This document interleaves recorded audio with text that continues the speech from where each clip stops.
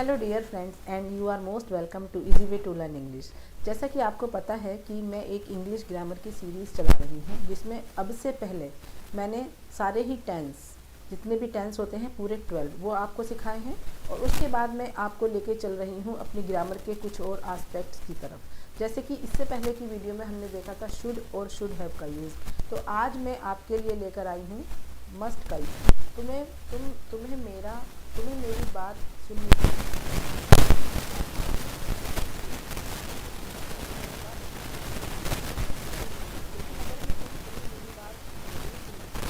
तब वहाँ पर क्योंकि मैं जरूर वर्ड को एम्फसाइज कर रही हूँ, तो वहाँ मैं यूज करूँगी मस्ट का। You must listen to me, you must listen to me.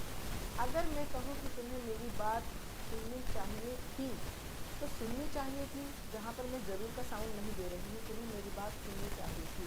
You should have listen to me, you should have listen to me. लेकिन अगर मैं कहूँ तुम्हें मेरी बात ज़रूर सुननी चाहिए थी, तो ऐसा ना होता अगर तुम मेरी बात सुन लेती। तुम्हें मेरी बात ज़रूर सुन लेनी चाहिए थी, तो you must have listen to me, you must have listen to me. तो यही फ़र्क है शुड और मस्ट में। शुड हम जनरली यूज़ कर लेते हैं कॉमन सेंटेंसेस में जहाँ पर हमें ज़रूरत नहीं महसूस होती कि वो काम अवश्य ही होना चाहिए, बट जहाँ पर हमें लगता है सेंटेंस में हिंदी साउंड में चाहे अवश्य या ज़रूर ना लिखा हो, लेकिन हमें लगता है कि वो काम हमें ज़रूर करना चाहिए, वहाँ पर हम मस्ट का यूज़ करते हैं। और वो काम हमने किया था या नहीं किया था की साउंड भी आती है, तब वहाँ पर हम यूज़ करते हैं मस्ट हैव का। देखते हैं एक सेंटेंस। आपको अपने बच्चों पर नज़र ज़रूर रखनी चाहिए, तो रखनी चाहिए यहाँ पर रखनी चाहिए। यू मस्ट कीप एन आई। एक ईडियम है जिसका मतलब होता है किसी पर नज़र रखना, किसी की an eye on your children. तो पहले हेल्पिंग वर्ब है, वर्ब मस्ट का यूज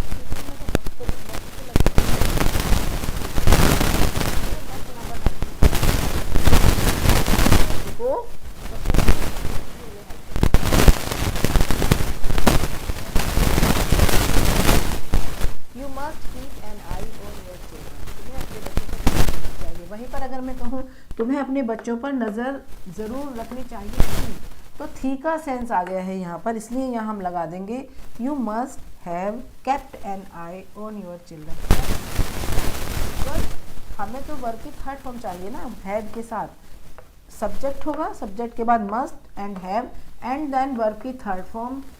इतना कुछ यहाँ पर थी किया है, चेंज मस्ट के साथ हैव लगा है और एंड देन वर्ब की थर्ड फॉर्म लगी है, ये सब चेंज हो जाएगा। आप ऐसा ना करना कि हैव तो लगा दें लेकिन यहाँ पर वर्ब की फर्स्ट फॉर्म ही लगी रहने में, वो हमारी मिस्टेक हो जाएगी।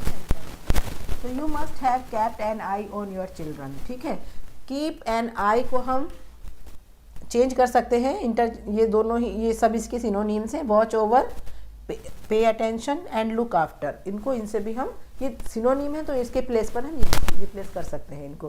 ठीक है, अब देखते हैं कुछ और सेंटेंसेस जिनके थ्रू हम मस्ट एंड मस्ट हैव को और ज़्यादा क्लियर करेंगे। आज 14th डे है, 13th और 12 डेज में मैंने आपको बताया था शुड एंड शुड हैव का यूज़। ठीक है, तो अब देखते हैं कुछ sentence. Let's go through some sentences. First sentence, I have taken, मुझे अंधेरा होने से पहले घर पहुंच जाना चाहिए। तो मतलब ज़रूरी बात है कि अंधेरा होने से पहले आप सबको घर पहुंच जाना चाहिए। ठीक है, तो सेंटेंस इस तरह बनेगा, आई मस्ट, हमने सब्जेक्ट लगाया आई मस्ट का हम यूज़ देख रहे हैं। मस्ट एक हेल्पिंग वर्ब है। I must get home, get verb की फर्स्ट फॉर्म है गेट, गोट, गोट, तो ये फर्स्ट फॉर्म है गेट, और गेट के प्लेस पर हम लगा सकते हैं रीच, और अगर हमें घर पहुंच जाना चाहिए तो हम अराइव भी लगा सकते हैं और कम भी लगा सकते हैं, गो भी लगा सकते हैं। I must get home before it gets dark, यहाँ पर गेट का मतलब है पहुँच जाने से, और यहाँ पर गेट का मतलब है होने से, कि अंधेरा होने से पहले। ठीक है, it gets dark, before it gets dark, इससे पहले कि अंधेरा हो मुझे घर पहुँच जाना चाहिए। I must get home before it gets dark. आप ज़रूर मजाक कर रहे होंगे, आप ज़रूर मजाक कर रहे होंगे। You must be kidding, kidding और you must be joking, JOKING, joking. You must be kidding, you must be joking. Be हमने इसलिए लगाया है क्योंकि यहाँ पर कोई मेन वर्ब नहीं है, किडिंग कोई मेन वर्ब नहीं है, किडिंग यहाँ पर एक जेरंड की फॉर्म है।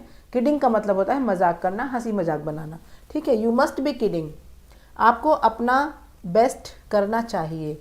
You must do your best. You must क्यों लगा है? क्योंकि भाई अपना बेस्ट करना तो ज़रूरी चीज़ होती है ना, हमें तो अपना बेस्ट करना चाहिए हमेशा, ठीक है। तो आपको अपना बेस्ट करना चाहिए। यू मस्ट डू वर्ब की फर्स्ट फॉर्म है और डू की तीनों फॉर्म होती है, do, did and done. Do, did, done.